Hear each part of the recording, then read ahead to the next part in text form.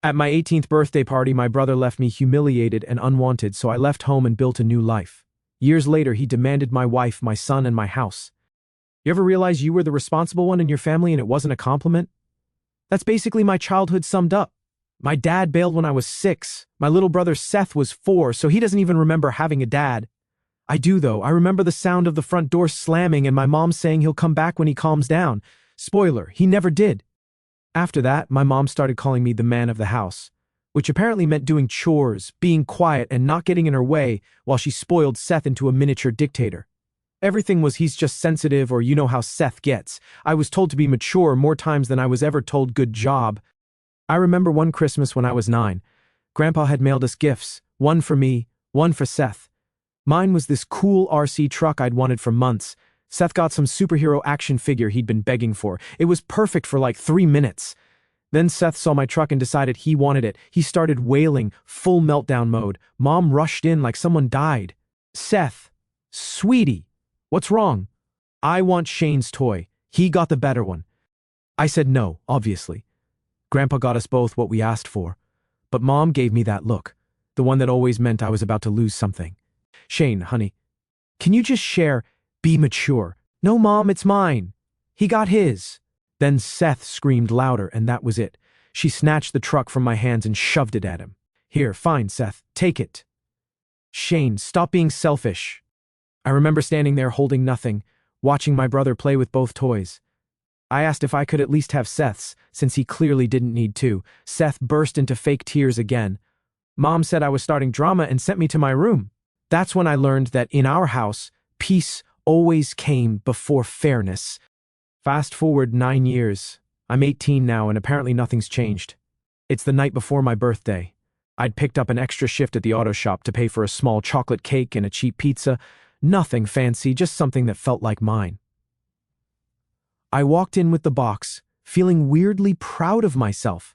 Seth's on the couch, glued to his phone. What's that? My cake, I said. He frowned like I just insulted him. You're really doing all that for yourself? Yeah, crazy concept, right? Celebrating my birthday. He rolled his eyes. It's not fair. You always get to do everything first. Seth, it's called being born 2 years earlier. That set him off. It's just stupid that you get to be an adult before me. Mom, here we go. Mom came out of the kitchen, drying her hands on a towel. What's going on now? Seth crossed his arms, putting on that fake victim voice. He's rubbing it in my face that he's turning 18 and I'm not. I looked at her, waiting for the obvious response. Something like Seth. That's life. But no. Mom sighed. Shane, do you have to flaunt it? Or flaunt what? Existing. She gave me the disappointed mom look. You know how sensitive your brother is. Maybe just skip the cake this year, okay? Be mature about it. There it was. The magic phrase that made every unfair thing sound reasonable. Be mature. You're serious? I said. It's just one birthday. You're an adult now. Seth's still my baby. Seth smirked from the couch, already over it, like he'd won something again. Something in me clicked off right then. I didn't yell. I didn't argue. I just stood there with that stupid cake in my hands, realizing this was never going to change. I set the cake on the counter and walked to my room. I didn't slam the door. I didn't even sigh. In my room, I sat on the edge of the bed and stared at the crack in the ceiling I used to trace when I couldn't sleep as a kid. I could hear them downstairs, Seth laughing again, Mom chatting with him like nothing had happened, like she hadn't just told her firstborn son his birthday didn't matter. I opened my closet and stared at the old duffel bag on the top shelf, the one I used when we went on the one and only family trip years ago before Dad left. I pulled it down, dust flew off like even it had given up on this house. I didn't know exactly where I was going yet. I just knew I was done playing the mature loser in someone else's family circus. I packed slowly. Clothes, a few documents, cash I'd been saving from my part-time job. When I zipped the bag, it didn't feel heavy. It felt like freedom with a handle. Downstairs, the laughter had turned into the sound of the TV. I stood at my door for a long moment, listening. Then I whispered to myself, "Be mature, right?" And smiled. That night, I didn't sleep. I didn't even try. I just waited for the house to go quiet enough to disappear. I could hear Seth snoring from his room, that obnoxious, heavy sleep of someone who never worried a day in his life. Mom's bedroom light flicked off around midnight, and that was my signal. The duffel bag sat on the floor by my bed, half open with the essentials, clothes, some cash, my phone charger. Leaving wasn't about the birthday. That was just the final nudge after years of being the backup character in my own story. When I was 13, I joined the basketball team at school. We were nobodies, but somehow we clawed our way to the county finals. I played like my life depended on it. Maybe it did. We won. And for once, Mom actually looked proud. She even threw a tiny celebration at home, balloons, pizza, the whole deal. I remember sitting there smiling, thinking maybe things were finally changing. Then Seth started crying. He said it wasn't fair that everyone was proud of Shane and not him. He was 11. Instead of telling him to calm down, Mom hugged him like he was the one who'd just won the game. "It's okay, baby. You'll have your moment." Then she turned to me and said, "Let's tone it down, okay? We don't want him feeling left out." The next morning, the balloons were gone. She said she took them down because they were too much. After that, no more celebrations. No birthdays, no achievements, nothing. Seth's feelings were the only thing that ever got celebrated. Back in the present, I stood there staring at my packed bag. Every second felt heavier, like the air itself was holding me back. I slipped on my hoodie, the one with paint stains from the summer job I did 2 years ago, and took a last look around my room, the posters, the cracked window, the dent in the wall from when Seth threw my basketball at me. All of it just memories of me playing peacekeeper while Mom called me mature for staying quiet. I turned off the light, opened the door slowly, and stepped into the hallway. The house creaked, like it was tattling on me. I froze, listening. Nothing, just the hum of the fridge and the distant ticking of the living room clock. At the bottom of the stairs, I grabbed my truck keys off the hook and looked toward the living room. The stupid chocolate cake was still on the counter, the one I didn't get to eat. I scraped off a bite with my finger, whispered, "Happy birthday to me," and walked out. The night air hit me like a slap. Cold, sharp, and free. My old pickup sat under the streetlight, a dented relic with more rust than paint, but it was mine. I loaded the bag into the passenger seat and climbed in. I glanced back at the house one last time, that same house where I'd spent 18 years playing second place. Every light was off. Nobody was coming to stop me. I didn't know where I was going, just that anywhere else was better than there. I drove until the neighborhood turned into open highway. I didn't feel sad, just hollow, like I'd already left long before my body did. By 3 a.m., I pulled into the parking lot of my buddy Ben's house. He lived across town, the kind of guy who always said, "Call me if you ever need a place." The kind you never think you'll actually call. I texted him anyway. "You awake? It's 3 a.m., dude. What's up? Can I crash at yours for a bit? Garage door's open? Couch is free?" That's why he was my best friend. No questions, no judgment. I parked quietly, grabbed my duffel, and slipped inside through the side door. His dog lifted its head, gave one lazy wag of the tail, and went back to sleep. The couch was cold, but it was mine for the night. The next morning, I woke to the smell of bacon. Ben's mom, the kindest woman on earth, just smiled when she saw me. "Morning, Shane. You hungry?" I nodded, voice cracked. "Yeah, a bit." She didn't ask why I was there. She didn't need to. She just slid a plate of eggs and toast in front of me like it was the most normal thing in the world. Ben sat across from me, hair a mess, yawning. "So, you really did it, huh?" "Yeah," I said, chewing slowly.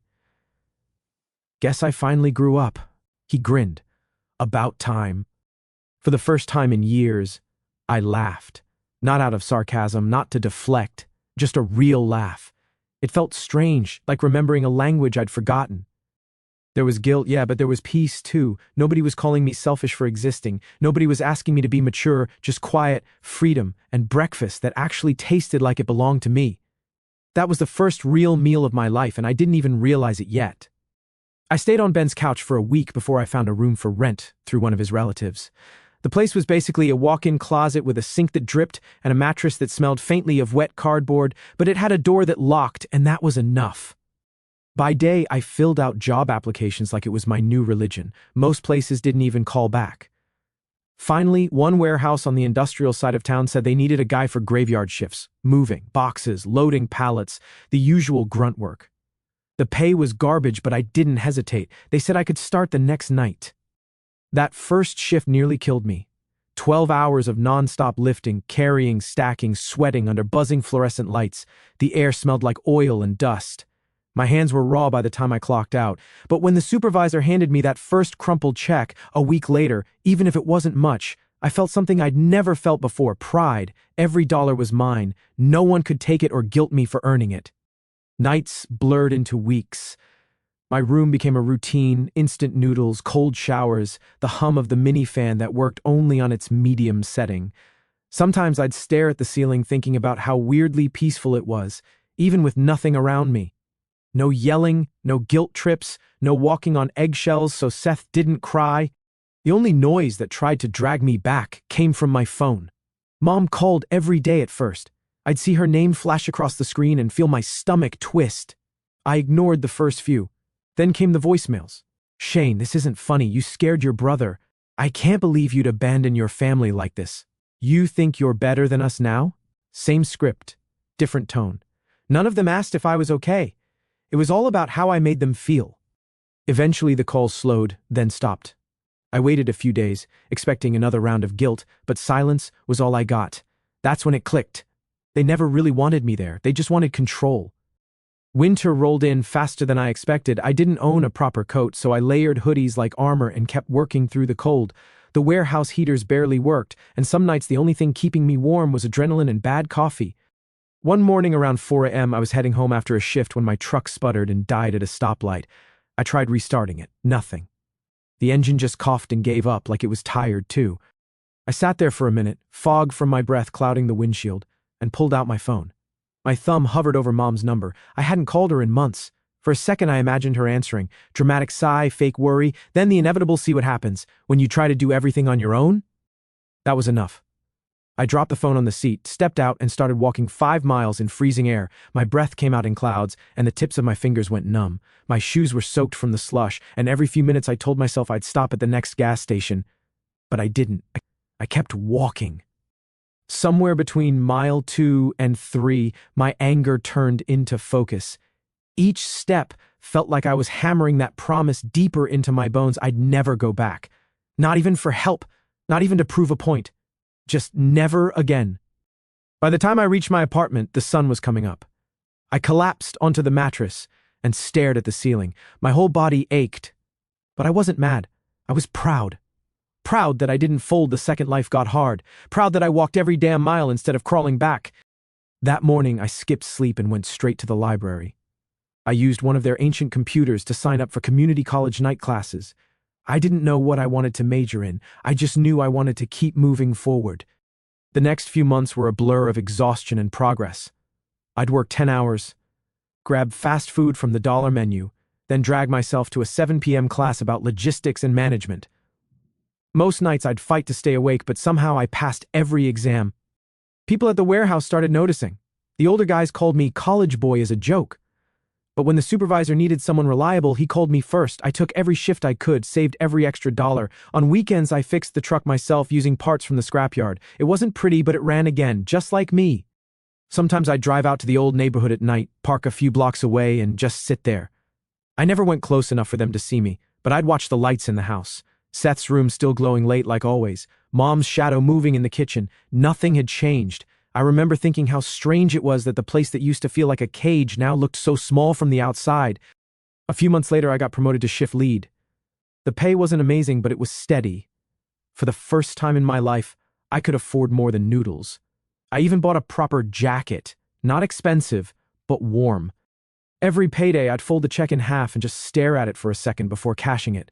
Not because it was much, but because it was proof I'd survived without them. No calls, no be mature, no Seth screaming in the background, just me. And that was enough. 7 years later, that line still ran through my head sometimes when I'd pull into the driveway of my new house after a long shift. The house wasn't big, 2 bedrooms, 1 bathroom, cracked driveway, but it was mine. Every tile, every nail, every drop of sweat that built it had my name on it. I was 25 now, a warehouse supervisor. Yeah, same place I started as the rookie stacking boxes, except now I was the one barking orders and fixing everyone else's screw-ups. The pay wasn't life-changing, but it was solid. I had savings, health insurance, and a fridge full of food that didn't come from a dollar menu. Most nights when I'd pull into that driveway and see the porch light on, I'd smile. Claire always left it on for me. She said it made the place feel warm, like home. She was the kind of woman who didn't care about fancy stuff, just effort. She met me back when I was taking night classes, juggling shifts, half dead from work, and somehow decided I was worth sticking around for. We got married when I was 21 at the courthouse with 2 witnesses and no drama, no family. Just us. A year later, Eli was born, our son. He looked like her but had my stubbornness, which was equal parts adorable and terrifying. I'd sit there some nights just watching them, Claire rocking Eli to sleep, and think, nobody can take this from me now. This wasn't luck. This was earned, built from nothing but my own 2 hands and the decision to leave behind everything that broke me. By now, Eli was almost 4, all energy and questions, and somehow already better at building things than I was at his age. Then one random afternoon, my phone rang. Unknown number. Normally I ignore those, but something told me to pick up. "Shane?" a familiar voice said. "It's your grandpa." I froze. I hadn't heard that voice in years. He sounded older, softer. "Hey," I said carefully. "Didn't expect to hear from you." He chuckled. "Didn't expect to make the call, to be honest. I just wanted to see how you're doing, son." "I'm good. Real good, actually." There was a pause. "You did the right thing, leaving. That caught me off guard." "Yeah?" "Yeah.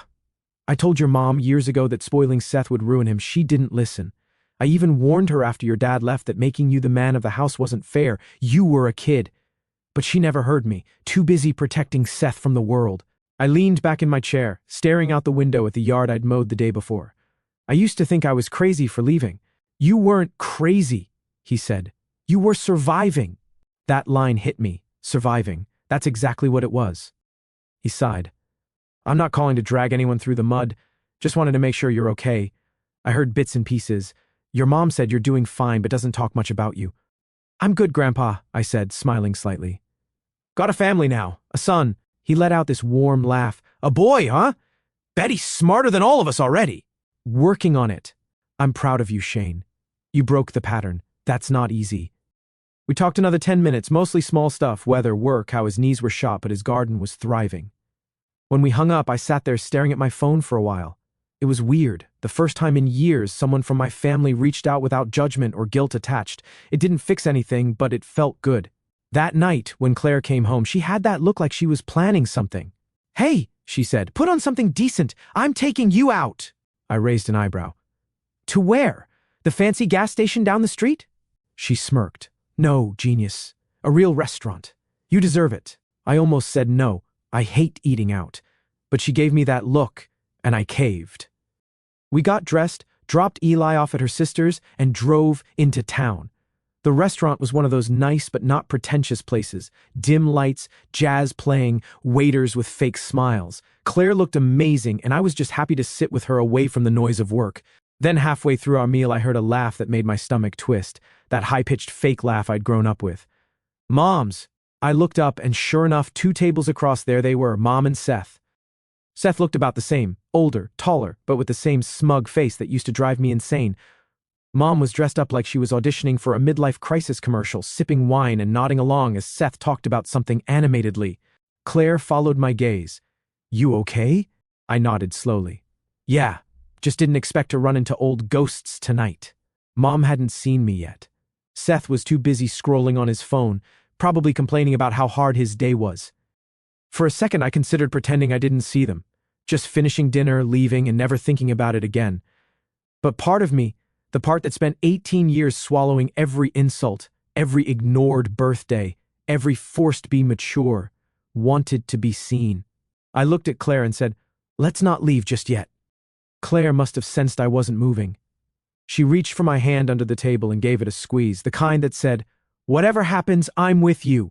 I didn't even have time to decide what to do before Seth's voice cut through the room like a broken speaker. "No freaking way," he said, loud enough for half the restaurant to turn. "Shane? Holy crap, it's actually you!" He stood up, grinning like we were long-lost best friends. Mom turned. Her eyes widened as she saw me. For a second, her smile almost looked genuine.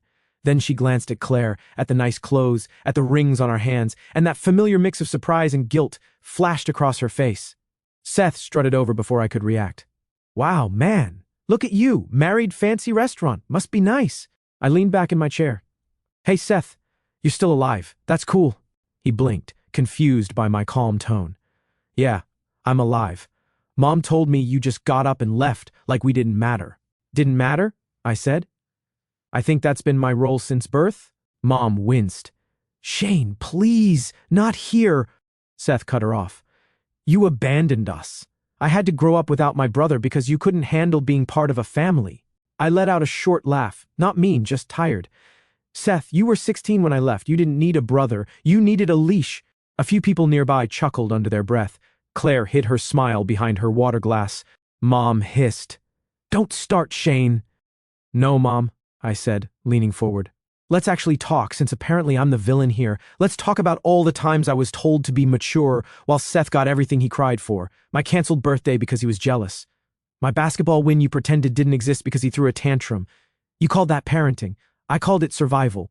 Seth's face turned red. You think you're better than us now with your little job and your little family? I don't think I'm better, I said calmly. I just learned to live without expecting fairness.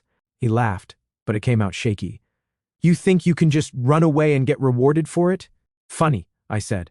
You think you can sit on your mom's couch for 20 years and get rewarded for it? That one hit. His jaw tightened. The table next to us had gone completely silent. Then Seth leaned forward, eyes wild.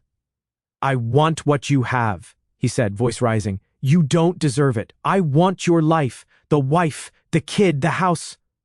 All of it should have been mine. He leaned toward Claire. You don't want to stay with this loser. Come with me. The words hung there like poison. Even Mom looked stunned. Claire's hand froze midair. The whole restaurant went quiet except for the low hum of background music. I stood up slowly, chair scraping against the floor.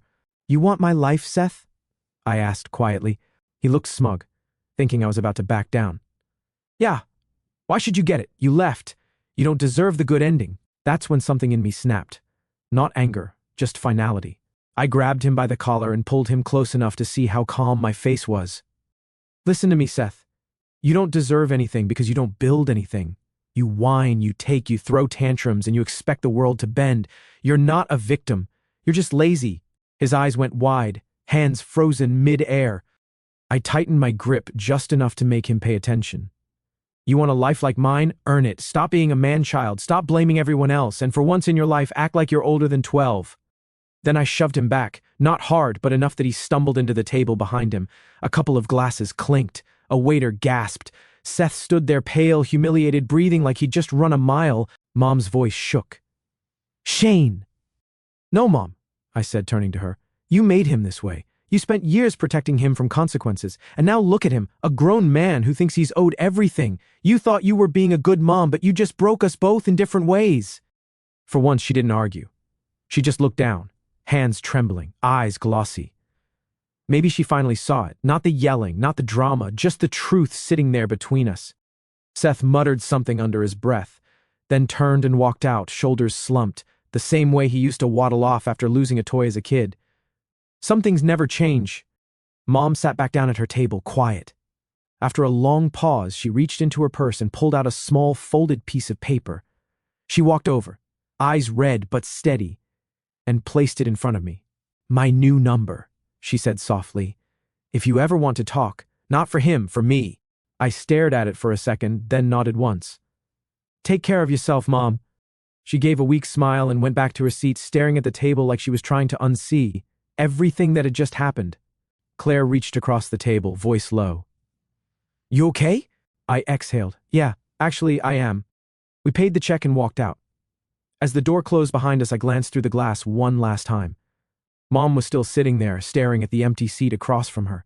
For once, I didn't feel guilty. I felt free, not because I embarrassed them, but because I didn't let them rewrite history again. The night air felt colder than before, but clean. Claire slipped her hand into mine. So, she said with a grin, still think going out was a bad idea? I smirked. Yeah, totally awful night. She laughed, and we walked to the car, leaving the ghosts right where they belonged. For the next few weeks, life went back to normal, or as normal as it could after a public family meltdown. I didn't think about that night much, at least not during the day. But sometimes, when the house was quiet and Eli was asleep, I'd catch myself replaying it. Seth's words, Mom's face, the silence afterward. Then one evening after work, my phone buzzed with a number I didn't recognize. I almost ignored it until I saw the message preview.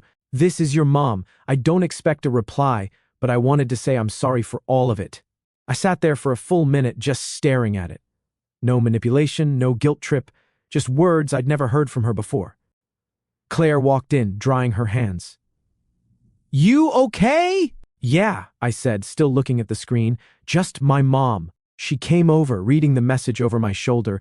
That's new." "Yeah. Real new." "Going to answer?" I thought about it. Not tonight. But the truth was, I couldn't stop thinking about it. For the next few days, every time I picked up my phone, that text sat there like a loose thread I couldn't ignore. 3 days later, another message came. "You don't have to talk to me, but I just want you to know I mean it. I know I hurt you." That one hit different. I walked outside, sat on the porch, and before I could overthink it, I dialed her number. She answered before the first ring finished. "Shane?" "Yeah, it's me." "Oh, honey," she said, her voice cracking. "Thank you for calling." For a few seconds, neither of us spoke. The silence was thick, years of unspoken things hanging in the air. "I didn't call for a fight," I said finally. "I know. I'm not here to defend anything." She sighed. "I just want to tell you the truth. I was scared of losing Seth, of failing him." Her voice trembled. "When your dad left, Seth was just a baby. He didn't even remember him. I did everything I could to make up for that. And somewhere along the way, I forgot that I had 2 sons, not 1. I stayed quiet. I told myself you were strong," she went on. "That you didn't need as much attention. That you'd be fine no matter what I did. And that wasn't fair. I made you carry everything so Seth wouldn't have to carry anything." I leaned back against the porch railing, staring at the sunset. "You knew what you were doing, though. You saw it." "I did," she admitted, "and I convinced myself it was love. That protecting him was love. But I wasn't protecting anyone. I was just avoiding guilt." That one hit harder than I expected. "I can't change it," she said quietly. "I just hope someday you can let me try to do better." It was weird hearing her talk like this. No excuses, no deflection, just honesty. For the first time in my life, she wasn't talking at me. She was talking to me. "I don't know what I feel about all this," I said honestly, "but thanks for saying it. That's enough for me right now." We hung up not long after, both kind of awkward, like neither of us knew how to end a normal conversation. A week later, she texted again. "Can we meet?" "Just to talk. I'd love to see you. No expectations." Part of me wanted to delete it, pretend it never came. But another part, the part that had built a life without bitterness, said maybe it was time. So I said yes. We met at a small park near the lake on a Saturday morning. Claire came with me, mostly for moral support. And of course, Eli was there too, running around with his toy truck and yelling about ducks. When Mom showed up, I almost didn't recognize her. She looked older, smaller somehow, but calmer. She smiled nervously, clutching her purse like it might float away. "Hi," she said. "Hey." She spotted Eli instantly. "That's him?" "Yeah," I said. "That's Eli." She didn't rush to pick him up or smother him with affection like I half expected. She just stood there watching him laugh as he chased a bird. Her eyes got glassy. "He's beautiful," she whispered. "You're a good dad." "Trying to be," I said. We sat on a bench. Awkward silence stretched between us. Claire wandered off with Eli, giving us space. "I've thought about this moment a lot," Mom said after a while. "What I'd say, how you'd react, but I think I just want to sit here for a bit." "That's fine." She nodded, exhaling slowly. "When I saw you at the restaurant, I realized something. Seth's not the only one I failed. I failed myself too. I spent so long trying to fix what your dad broke that I didn't notice I was breaking you." I didn't know what to say to that. We sat in silence again. Eli came running up, holding a leaf like it was gold. "Daddy, look!" I smiled, took it from him, and ruffled his hair. "That's a good one, bud!" Mom watched us, her expression soft but heavy. "You're really happy, aren't you?" "Yeah," I said. "I am." She smiled faintly. "That makes me happy too." We didn't hug. We didn't cry. When it was time to go, she just said, "Thank you for letting me see you." I nodded. "Take care, Mom." As I buckled Eli into his car seat, I caught her watching us from the bench, hands folded, shoulders shaking a little. Driving home, Claire asked quietly, "How do you feel?"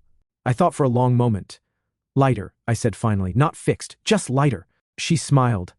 "That's a start." And maybe it was. For the first time, I didn't feel angry. I didn't feel owed. I didn't feel like that kid who got his Christmas gift stolen. I just felt done carrying the weight. That feeling didn't fade. It grew over the next year. Life didn't magically fix itself, but it got steadier, quieter, realer. Mom started proving she meant what she said. She didn't smother, didn't push, didn't try to rewrite the past. She just showed up when she said she would. Sometimes she'd text thinking of Eli or ask if she could stop by to drop off something small, a kid's book or cookies she baked. She told me she'd started therapy, and I believed her. She never bragged about it, never used it as a weapon to prove she was better. She just talked like a human being for once. And when she came over, she followed every rule we set. No guilt trips, no bringing up Seth unless I asked. Meanwhile, Seth, well, his world didn't fare as well. Grandpa called once and told me he'd moved back in with Mom for a while, burned through jobs like they were napkins, got fired twice, argued with neighbors, still thought everyone was against him. I didn't feel joy hearing it, just a quiet confirmation. I'd been right to walk away. Some people never grow until they run out of enablers. Mom eventually made him move out again. She said she couldn't keep cleaning up his messes. Hearing her say that felt surreal, like she'd finally seen the mess she helped create. A few months later, she came to Eli's 5th birthday. She didn't try to play grandmother of the year. She stood in the background, took pictures, laughed at his goofy dance moves, and handed him a small box wrapped in brown paper. Inside was a tiny wooden truck, hand-carved, painted blue. Made it myself, she said. Figured he might like something simple. Eli hugged it like treasure. Thanks, Nana. The word caught her off guard. Her eyes watered, but she didn't make it dramatic. She just smiled and whispered, "You're welcome, buddy." That night, after everyone left, I sat outside while Claire cleaned up the last of the cake plates. The yard was quiet except for the sound of Eli laughing inside, probably still playing with that wooden truck. I thought about everything. That Christmas years ago, the basketball trophy I never got to celebrate, the night I walked out with nothing but a duffel bag and a stubborn heart. It all led here. Claire came out, sat beside me, leaned her head on my shoulder. "He had a good birthday," she said. "Yeah," I said. "He did." Mom wasn't perfect, but she was trying. And Seth, maybe one day he'd get tired of crashing and start building. Either way, it wasn't my job to save him. This life, the small house, the laughter, the quiet, was mine, earned, not inherited. As I stood to go back inside, I looked at Claire and said, "You know, I didn't walk out to hurt them." She smiled softly. "I know." I looked back at the window where Eli was waving his toy truck in the air like a trophy. "I walked out to live," I said. And I did.